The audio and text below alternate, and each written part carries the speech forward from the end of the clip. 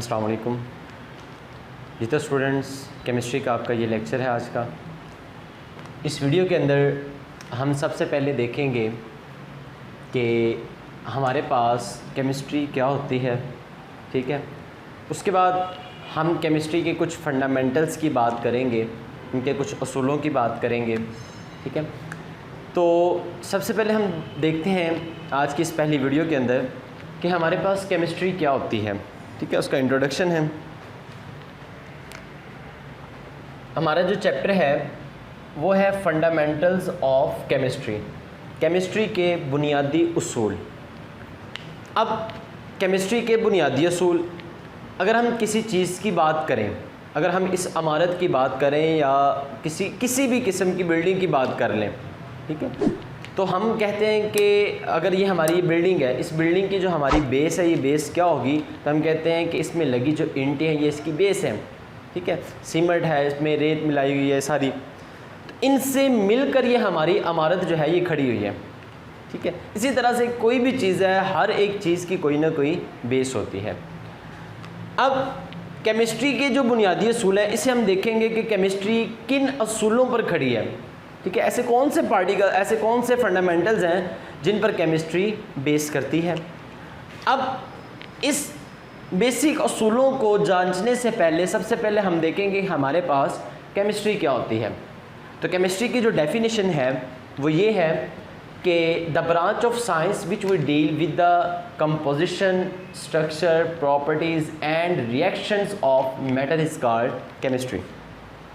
Chemistry science की एक ऐसी ब्रांच है जिसके अंदर आप मादे की, अब जब हम मादे की बात करते हैं तो इस मैटर का, इस मादे का मतलब है कि इसकी हम 3 स्टेट्स के हवाले से बात कर रहे हैं। वो 3 स्टेट्स कौन सी हैं? सॉलिड की, लिक्विड है और हमारे पास क्या है? गैस है।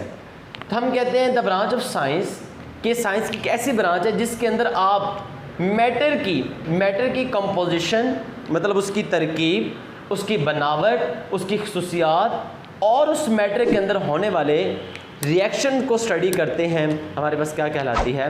केमिस्ट्री कहलाती है, ठीक है। अब देखें, जब हम मैटर की बात करेंगे तो इसका मतलब है कि मैटर की कंपोजिशन है, मैटर के स्ट्रक्चर, प्रॉपर्टीज़ और रिएक्शन है। इसका मतलब हम सॉलिड, लिक्विड और गैसेस की बात कर रहे हैं कि सॉलिड की प्रॉपर्टीज़, लिक्विड की प्रॉपर्टीज़, गैस की प्रॉपर्टीज़ हैं, इन्हीं के रिएक्शंस हैं, इन्हीं की कंपोजिशन है, इन्हीं का स्ट्रक्चर है। वो सारे का सारा हमने किस में देखना है? केमिस्ट्री के अंदर देखना है, ठीक है। उसके बाद हम बात करते हैं कि जिस तरह से, अब देखें हमारे पास केमिस्ट्री तो समझ आ जाती है क्या है, फंडामेंटल्स इसके क्या हैं, इसके कुछ बुनियादी असूल होते हैं कि केमिस्ट्री किन चीज़ों पर स्टैंड करती है, केमिस्ट्री के अंदर क्या क्या चीज़ें हैं, बेसिक क्या चीज़ है इसके अंदर। मैटर है तो मैटर के भी आगे फर्दर सब एटॉमिक पार्टिकल्स होते हैं, चाहे वो सॉलिड में हो, लिक्विड में हो या गैसेस फॉर्म के अंदर हो, ठीक है। तो जिस तरह से केमिस्ट्री जो है ख़ुद एक साइंस की ब्रांच है, इसी तरह से केमिस्ट्री की भी आगे मज़ीद फर्दर ब्रांचेस आ जाती हैं, जिसके अंदर फिज़िकल केमिस्ट्री है, organic chemistry, inorganic chemistry, biochemistry, industrial chemistry, environmental chemistry, nuclear chemistry और एनालिटिकल। वैसे तो केमिस्ट्री की बहुत सारी ब्रांचेज़ हैं, there are a lot of branches of chemistry, बहुत सारी इसकी ब्रांचेज़ हैं, ठीक है। लेकिन यहाँ पर सिर्फ एक चंद एक दी गई हैं जो कि आप लोगों ने यहाँ पर करनी है, ठीक है। अब देखिए, सबसे पहले जो है आज हमारी इस फर्स्ट वीडियो के अंदर, पहले लेक्चर के अंदर हम देखेंगे कि हमारे पास फिज़िकल केमिस्ट्री क्या होती है। तो physical chemistry is the branch of chemistry that will deal with the study of या with the relationship between the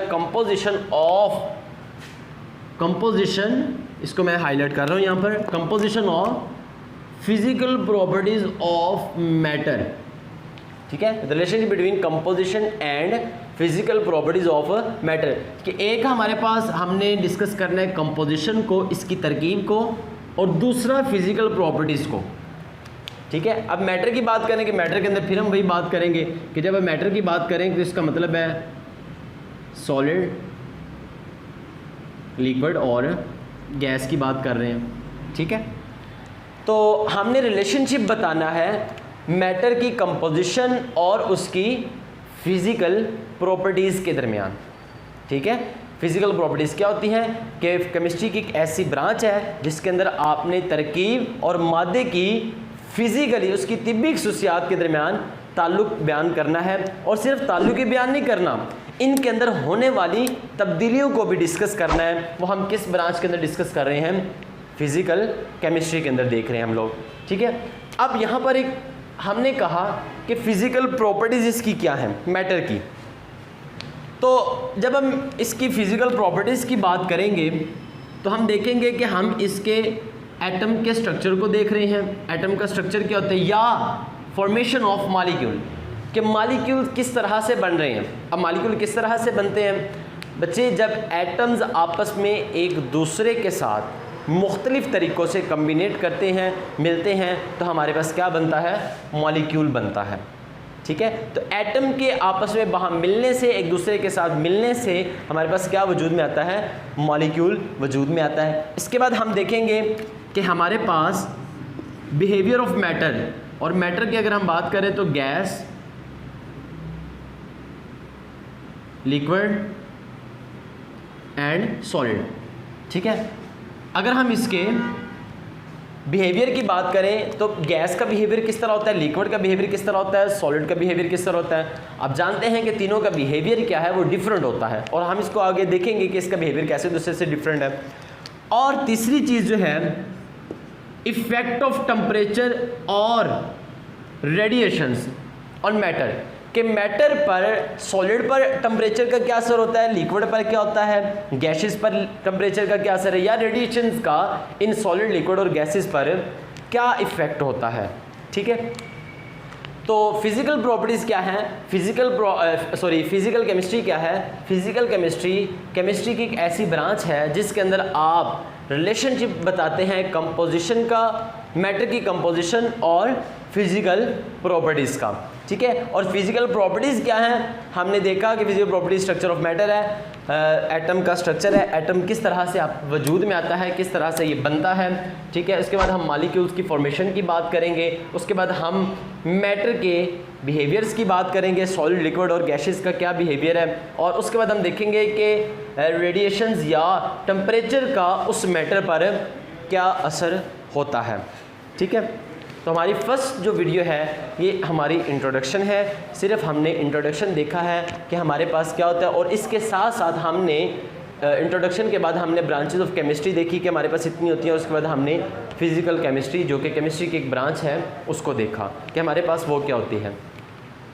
तो देखें कि मादे की तरकीब किस तरह से है और इनके अंदर होने और इसकी जो खसूसियात हैं उनके दरमियान क्या ताल्लुक़ है, उस ताल्लुक़ को हमने इसके अंदर देखना है, ठीक है। अब देखें एक छोटी सी एग्जांपल हम ले लेते हैं, या इनकी प्रॉपर्टीज़ को हम देख लेते हैं।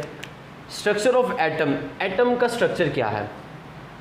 एटम जो होता है, एटम की जो डेफिनेशन है वो ये है, atom is the smallest particle of matter which may और मे नॉट एग्जिस्ट इंडिपेंडेंस, कि मैटर जो है मादे का ऐसा छोटे से छोटा ज़र्रा है, पार्टिकल है, जो आज़ादाना तौर पर अपना वजूद बरकरार रख भी सकता है और नहीं भी। एटम जो होता है असल में ये न्यूट्रल पार्टिकल होता है, ठीक है। और जिस तरह स्टार्टिंग के अंदर जब साइंटिस्ट ने रिसर्च की तो उन्होंने कहा कि एटम अगर इतना छोटा पार्टिकल है तो इसका मतलब है हम एटम को मज़ीद इसके सब एटॉमिक पार्टिकल्स के अंदर डिवाइड नहीं कर सकते, क्योंकि एटम जो एक लफ्ज़ है इसको हम यहाँ पर लिख भी लेते हैं। एटम का जो वर्ड है ये निकला है ऑटोमस से, ऑटोमस, और ऑटोमस का जो मतलब होता है वो होता है इंडिविजिबल, नाकाबिले तकसीम।